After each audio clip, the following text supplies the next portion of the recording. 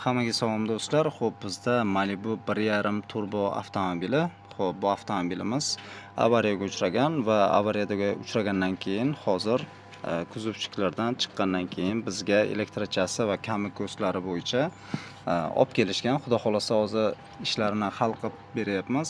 Ma'lumot o'rnida aytib o'tib ketmoqchiman, foydali bo'ladi degan umidda. Albatta, bizda airbag krashga tushgan bu avtomobilimizda. Krashga tushgandan keyin ko'pchilikka ma'lum, ming qarshilik qo'ygan bilan ham umuman bu o'chmaydi.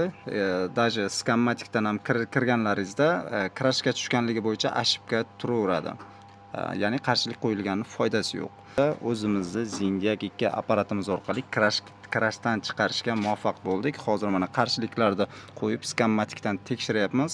Hammasi сохранённый bo'lyapti va krashga tushganlik ashibkasi yo'qoldi. Hozir mana Zindiag 2 apparatimizni airbag razdeliga kirganda специальный funksiyada сброс команда отключения высокого напряжения после обнаружения столкновения degan joyidan o'chirdik, xudo xolasa.